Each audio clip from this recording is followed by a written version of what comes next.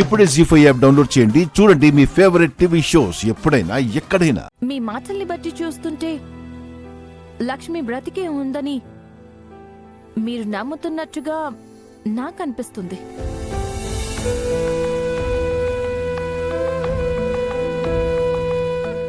మీరు తాళి కట్టిన భార్య బ్రతికే ఉండగా మరో అమ్మాయి మెళ్ళలో తాళి కట్టడం మంచిదంటారా?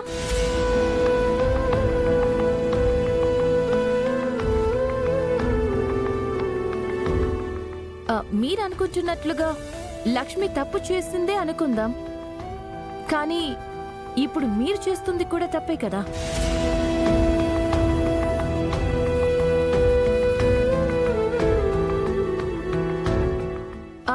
సారీ, నేను మిమ్మల్ని తప్పు పట్టాలని అనట్లేదు.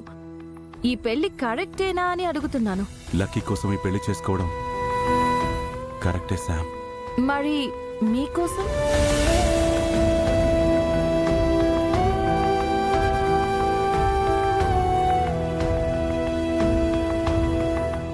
ఈ పెళ్లితో నేను పొందబోయేదేమీ లేదు. కోల్పోయేది కూడా ఏమీ లేదా?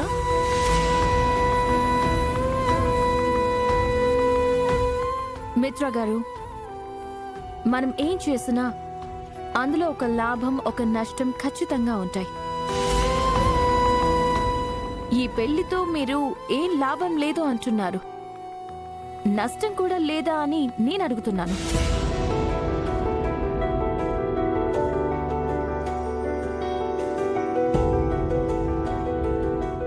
ఈ పెళ్లి వల్ల లక్కీకి మంచి అమ్మ దొరుకుతుంది.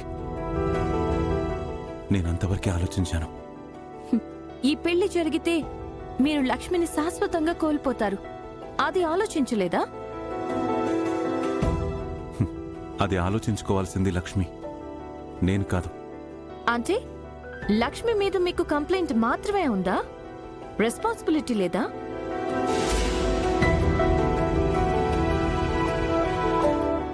లక్ష్మి వల్ల మీకు ఎంతో మేలు జరిగింది అని ఆంటీ అంకుల్ చెప్పారు. ఆ మంచినంతా మీరు మర్చిపోయారా?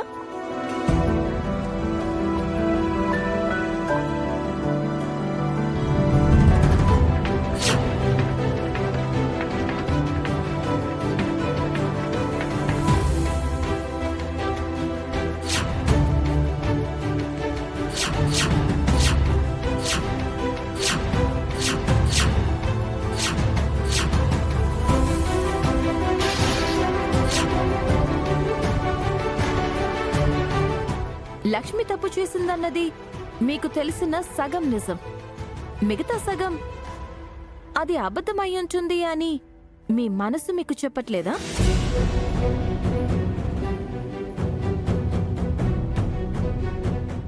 ఆ రాముడు కూడా ఎవరో ఏదో అన్నారు అని సీతని వదిలేశాడు, కానీ సీత మీద ప్రేమని ఎప్పుడూ వదులుకోలేదు.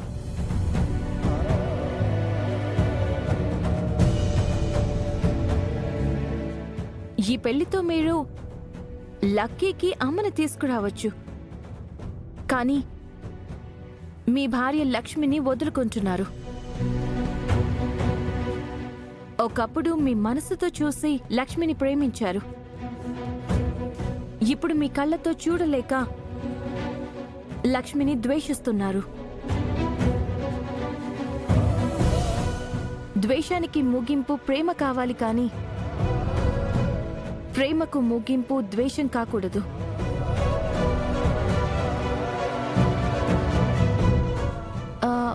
ఇది లక్ష్మి కోసం చెప్పట్లేదు, మీ మీద కోపంతోనూ చెప్పట్లేదు. ప్రేమ మీద గౌరవంతో బంధాలకి ఇవ్వాల్సిన విలువల కోసం చెప్తున్నాను.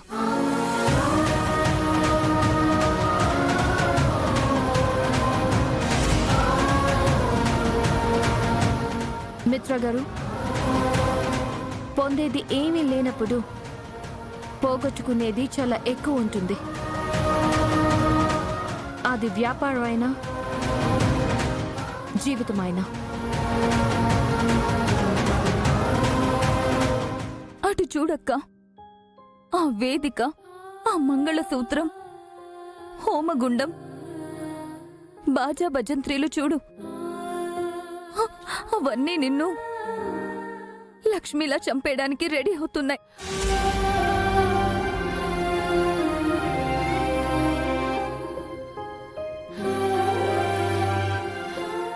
జరిగేది ఆపుదామంటే అత్తయ్య మావయ్య చేతులు కట్టేశావు. నన్ను వివేక్ని నోరు మూయించేశావు. మమ్మల్ని ఏమీ చేయనివ్వట్లేదు. నువ్వు కూడా ఏమీ చేయట్లేదు. ఇక నీకు కన్నీళ్లే గతి.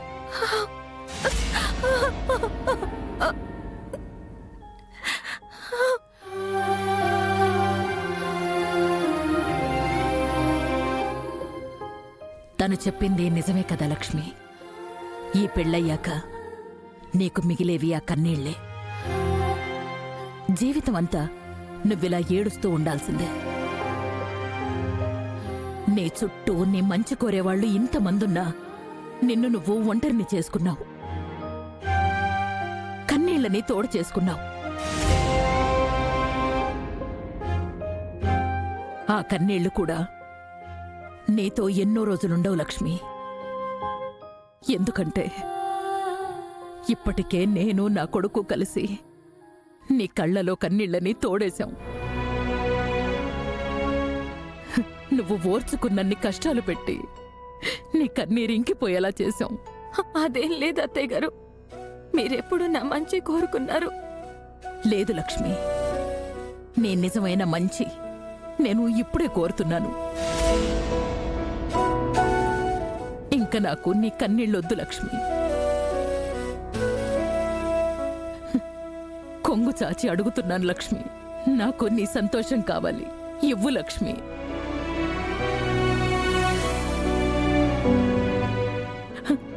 నువ్వు నా కొడుకు కలిసి ఆనందంగా ఉండాలి. ఆ వరాన్ని ఇవ్వు లక్ష్మి.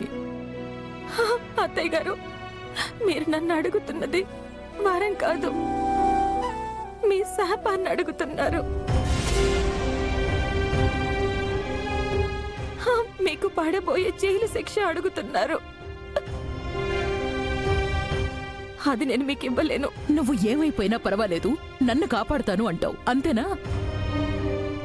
మరి నిన్నెవరు కాపాడతారే? ఆ దేవుడా ఎలా కాపాడతాడు? ఏ రూపంలో వస్తాడు? మీ మామయ్య కూడా ఆ దేవుడి మీదే భారం వేశారు. కానీ మానవ ప్రయత్నం లేకుండా ఆ దేవుడు కూడా ఏమీ చేయడు. గాల్లో దీపం పెట్టి నువ్వే దిక్కు దేవుడా అంటే ఆ దీపం వెలుగుతుందన్న నమ్మకం నాకు లేదు. ఇక్కడే ఉండి ఈ దారుణం చూడ్డం నా వల్ల కాదు. నేను ఇంటికెళ్ళిపోతాను. అత్తయ్య గారు, అలా అనకండి. మీరు ఇక్కడే ఉండాలి. నీకు పడే ఉరిశిక్ష చూడమంటావా? ఈ పెళ్లిలో నీ చావు చూడమంటావా? ఇక్కడే ఉండి ఏం చేయమంటావు లక్ష్మి? జీ5 యాప్ డౌన్లోడ్ చేసి అన్ని ఎపిసోడ్స్ పూర్తి ఉచితంగా చూడండి.